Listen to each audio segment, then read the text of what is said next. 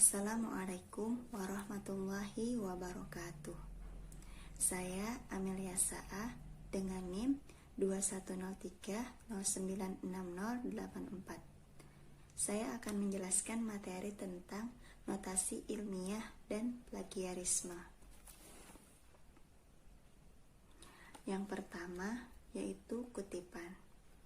Kutipan adalah pinjaman kalimat atau pendapat dari seorang pengarang atau ucapan seseorang yang terkenal, baik terdapat dalam buku maupun majalah.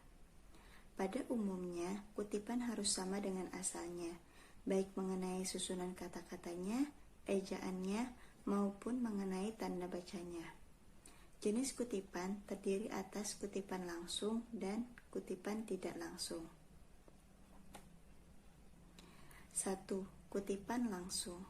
Kutipan langsung adalah kutipan dari sumber pustaka tertentu diambil secara langsung, sesuai dengan isinya tanpa mengubah bahasa dan tulisan. Contoh, Siswoyo menegaskan, segala keputusan ilmiah hanya merupakan kemungkinan besar atau probability dan tidak mengakui adanya kebenaran mutlak atau absolute truth. Yang kedua, kutipan tak langsung. Kutipan tak langsung adalah kutipan yang dituliskan secara tidak langsung atau dikemukakan dengan menggunakan bahasa penulis sendiri. Cara penulisannya adalah sebagai berikut. 1. Tanda kutip tidak dituliskan. 2. Penulisannya terpadu dengan teks.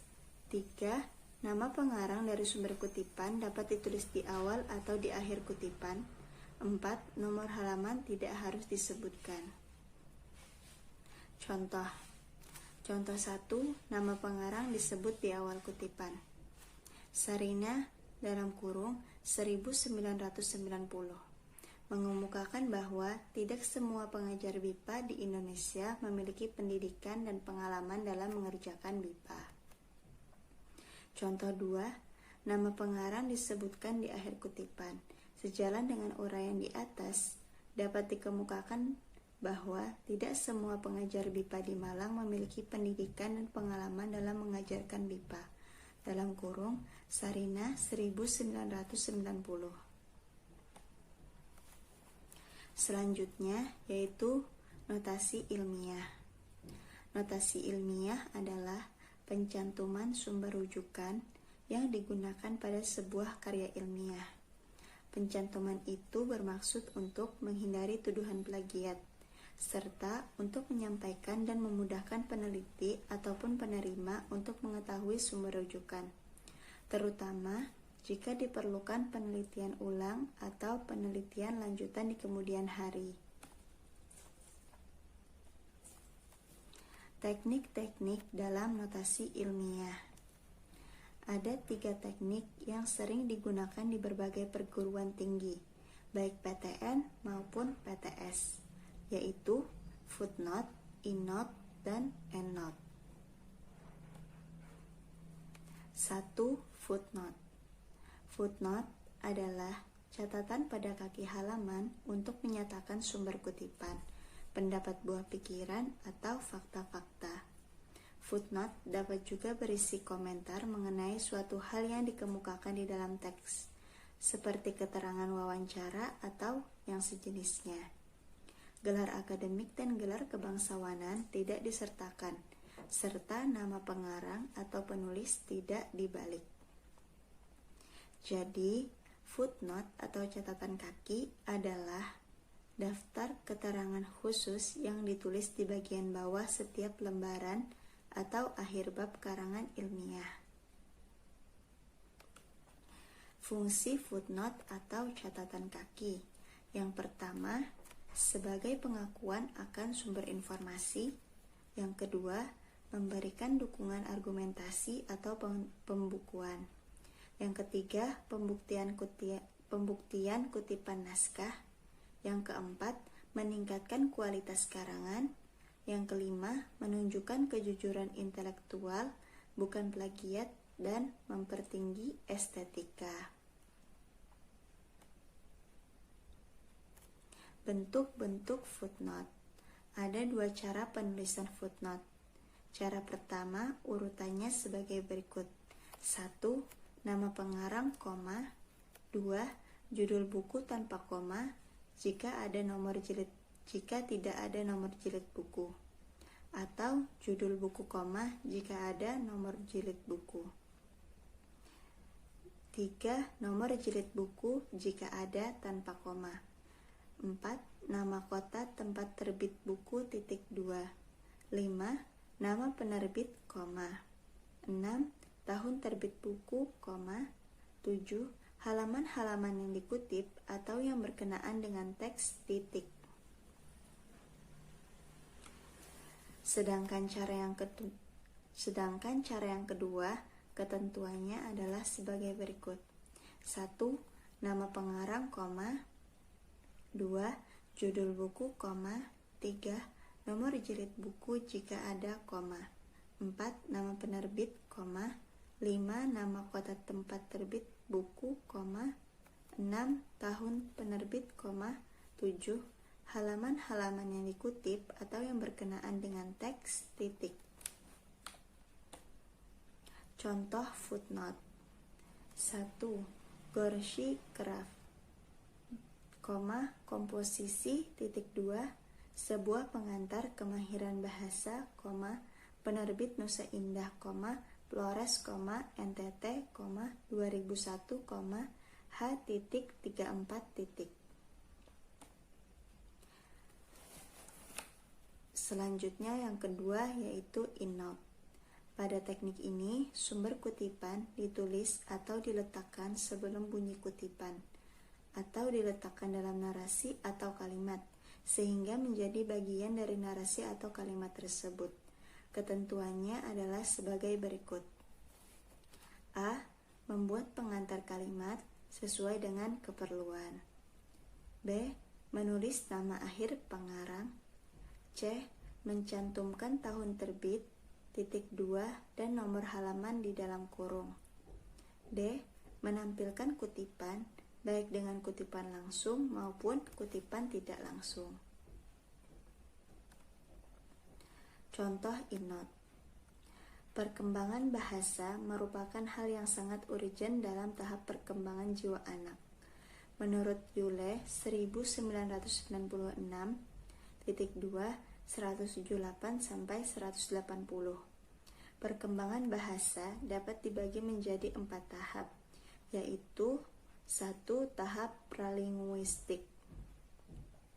2. Tahap 1 kata, 1 frasa. 3. Tahap 2 kata, 1 frasa. Dan 4. Tahap menyerupai telegram.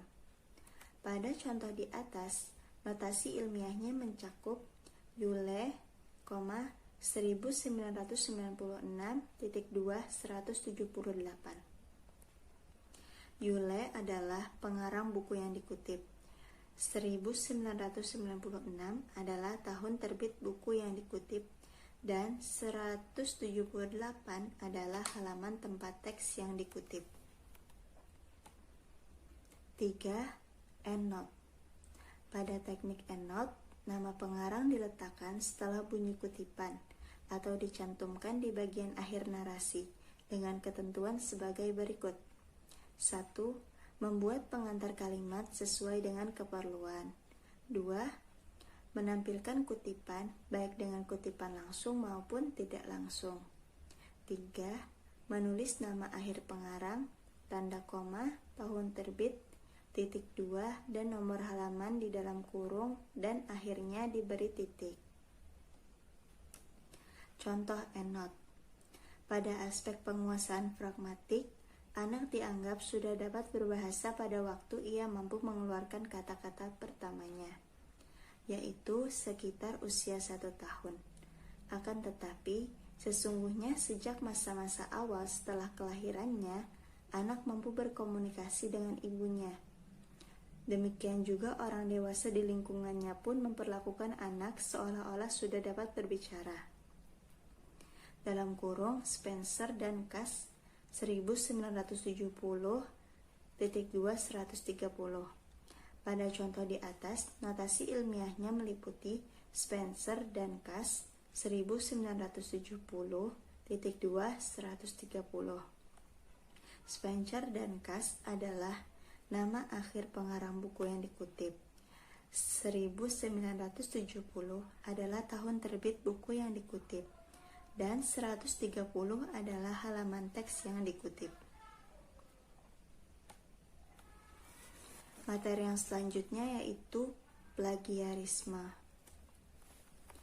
Menurut Peraturan Menteri Pendidikan Republik Indonesia Nomor 17 Tahun 2010, plagiarisme adalah perbuatan sengaja atau tidak sengaja dalam memperoleh atau mencoba memperoleh kredit atau nilai untuk suatu karya ilmiah dengan mengutip sebagian ataupun seluruh karya atau karya ilmiah pihak lain yang akan diakui sebagai karya ilmiahnya tanpa menyertakan sumber secara tepat dan memadai. Definisi plagiarisme menurut para ahli. Menurut Ridho Tillah, di tahun 2013, beliau menilai bahwa plagiarisme adalah tindakan penyalahgunaan dan perampasan sebuah ide untuk kemudian diakui menjadi milik sendiri. Sedangkan bagi Suyanto dan Jihad di tahun 2011, plagiarisme adalah tindakan mencuri gagasan hasil penelitian orang lain untuk kemudian disajikan seolah-olah milik sendiri. Ruang lingkup plagiarisme. 1. Mengutip kata-kata atau kalimat orang lain tanpa menggunakan tanda kutip dan tanpa menyebutkan identitas sumbernya. 2. Menggunakan gagasan, pandangan, atau teori orang lain tanpa menyebutkan identitas sumbernya. 3. Menggunakan fakta, data, atau informasi milik orang lain tanpa menyebutkan identitas sumbernya. 4. Mengakui tulisan orang lain sebagai tulisan sendiri. 5. Melakukan parafrase atau mengubah kalimat orang lain ke dalam susunan kalimatnya sendiri tanpa mengubah idenya, tanpa menyebutkan identitas sumbernya. 6. Menyerahkan suatu karya ilmiah yang dihasilkan atau telah dipublikasikan oleh pihak lain seolah-olah sebagai karya sendiri. Jenis-jenis plagiarisme. Yang pertama, berdasarkan aspek yang dicuri. A. Plagiat ide. Tipe plagiat ini relatif sulit dibuktikan karena ide atau gagasannya biasanya bersifat abstrak dan kemungkinan memiliki persamaan ide dengan orang lain. Ada kemungkinan terjadi, biasanya ada dua ide yang sama pada dua orang pencipta yang berbeda. B. Plagiat kata demi kata. Tipe ini sama dengan istilah slaviskopi, yakni mengutip karya orang lain secara kata demi kata tanpa menyebut sumbernya. C. Plagiat sumber. Pada buku bebas plagiarisme harus bebas dari unsur plagiat sumber, karena tipe ini biasanya memiliki kesalahan fatal, karena tidak menyebutkan secara lengkap referensi yang dirujuk dalam kutipannya. D. Plagiat kepengarangan. Di dalam buku bebas plagiarisme harus terhindar dari plagiat kepengarangan, karena hal ini merugikan penulis asli. Tindakan plagiat kepengarangan terjadi atas kesadaran dan motif kesengajaan untuk membohongi publik. Misalnya, mengganti sampul buku atau sampul karya tulis dengan sampul atas namanya tanpa izin. Jenis-jenis plagiarisme berdasarkan kesengajaan. 1. Plagiat sengaja. Tipe ini dilakukan secara sadar dengan menggunakan, meminjam, menjiplak karya orang lain, baik berupa ide, gagasan, kalimat, dan teori tanpa mencantumkan referensi sumber. 2. Plagiat tidak sengaja. Tipe ini biasanya penulis kurang memiliki pengetahuan dan pemahaman dalam mengutip, sehingga saat menulis buku bebas plagiarisme, penulis harus benar-benar memahami pengetahuan cara mengutip yang baik dan benar. Jenis-jenis plagiarisme berdasarkan proporsi yang dibajak. A. Plagiat ringan. Plagiat ringan adalah sebuah karya tulis atau buku yang dibuat oleh seseorang tingkat plagiasinya kurang dari 30%. B. Plagiat sedang. Plagiat sedang biasanya memiliki persentase 30-70% plagiasi dalam buku atau karya yang ia buat. C. Plagiat total. Artinya mengambil atau melakukan plagiasi karya orang lain lebih dari 70%. Tindakan ini tidak bisa ditolerir dan karya tersebut harus direvisi atau bahkan tidak diakui. Jenis-jenis plagiarisme berdasarkan penyajian. A. Plagiarisme verbatim merupakan tindakan plagiasi dengan menjiplak karya orang lain tanpa memberi kesan bahwa karya tersebut hasil ciptaannya sendiri. B. Plagiarisme kain perca. Plagiarisme kain perca atau yang dikenal dengan patchwork adalah tindakan plagiasi yang mengambil karya orang lain dari berbagai sumber tanpa menyebut rujukan atau sumbernya dan menyusun menjadi satu kesatuan yang utuh sehingga terkesan sebagai karya baru. C.